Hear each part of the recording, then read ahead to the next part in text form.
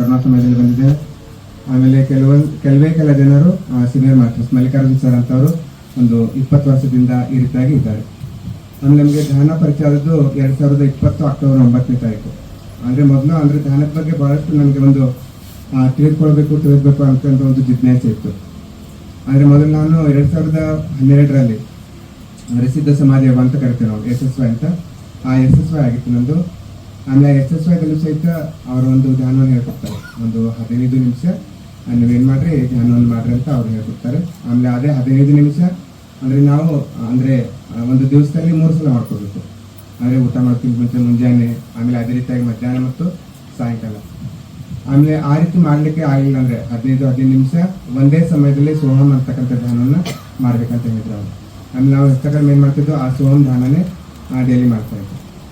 ಆಮೇಲೆ ಡೈಲಿ ಮಾಡುವಾಗ ಅವ್ರ ಸಹಿತ ಕೆಲವೊಂದಿಷ್ಟು ಅನುಭವಗಳು ಅದು ಇದು ಎಲ್ಲ ಆಗ್ತಾ ಇದ್ದು. ಆದರೆ ಈ ರೀತಿಯಾಗಿ ದಿನನಿತ್ಯ ಅಂದರೆ ಕಂಟಿನ್ಯೂ ಆಗ್ತಾ ಇರಲಿಲ್ಲ. ಇಲ್ಲಿ ನಾವೇನು ಮಾಡ್ತೀವಿ, ಇಲ್ಲಿ ದಿನನಿತ್ಯ ಕಂಟಿನ್ಯೂ ಆಗಿ ಅದನ್ನು ತೆಗೆದುಕೊಂಡಿದ್ವು. ಆವಾಗ ನಡೆಯೋದು ತಪ್ತಾ ಇತ್ತು, ಇದಾಗ್ತಾ ಇತ್ತು.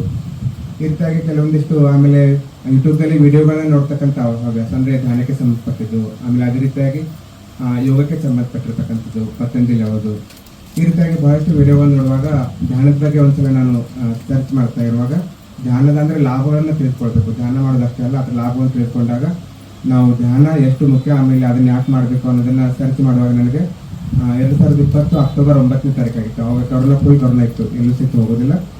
ಆ ಸಮಯದಲ್ಲಿ ನನಗೆ ಫಸ್ಟ್ ಯೂಟ್ಯೂಬ್ನಲ್ಲಿ ವರಹಾಮೂರ್ತಿ ಸರ್ ಅವ್ರದ್ದೇ ವಿಡಿಯೋ ಸಿಕ್ತು, PMC ಕನ್ನಡದವ್ರದ್ದು. ಆಮೇಲೆ ವರಹಾಮೂರ್ತಿ ಸರ್ ಅವ್ರ ವಿಡಿಯೋನ ಕೇಳಿ ಅಂದರೆ ಅವ್ರ ಧ್ಯಾನದ ಲಾಭಗಳನ್ನು ಬಹಳಷ್ಟು ಚೆನ್ನಾಗಿ ವಿವರಿಸ್ತಾರೆ. ಅಲ್ಲಿ ಧ್ಯಾನ ನಮಗೆ ಯಾಕೆ ಶ್ರೇಷ್ಠವಾಗಿದೆ ಅಂತ. ಆಮೇಲೆ ಅಲ್ಲಿ ಅವರು ನಮ್ಗೆ ಪಂಚಭೂತಗಳ ಬಗ್ಗೆ ವಿವರಣೆ ಕೊಡ್ತಾ ಹೋಗ್ತಾರೆ ವರಹಾಮೂರ್ತಿ ಸರ್ ಅವರು. ಎಲ್ಲರೂ ಸಹಿತ ಪರಿಚಯ ಇದ್ದಾರೆ ವರಹಾಮೂರ್ತಿ ಸರ್ ಅವರು. ಅಂದರೆ ಪಂಚಭೂತಗಳಿಂದ ಆಗಿರ್ತಕ್ಕಂಥ ನಮ್ಮ ದೇಹ, ಅಂದರೆ ಪಂಚಭೂತಗಳು ಎಷ್ಟು ನಮ್ಮ ಶರೀರಕ್ಕೆ ಮುಖ್ಯ, ಅದಕ್ಕಿಂತಲೂ ಮುಖ್ಯವಾಗಿರ್ತಕ್ಕಂಥದ್ದು ಕಾಸ್ಮಿಕ್ ಎನರ್ಜಿ ಅನ್ನೋದು, ಪ್ರಾಣಮಯ ಶಕ್ತಿ ಅಂತ ನಾವು ಕರಿತೇವೆ, ಅದು ಹೇಳ್ತಾರೆ ಅವರು. ಅಂದರೆ ಇಲ್ಲಿ ಪಂಚಭೂತಗಳು ಅಂದರೆ ಆಹಾರ ಆಗಿರ್ಬೋದು, ಆಮೇಲೆ ಇದು ಭೂತತ್ವ, ನೀರು, ಆಮೇಲೆ ಇದು ವಾಯುತತ್ವ ಆಗಿರ್ಬೋದು, ಆಮೇಲೆ ಆಕಾಶ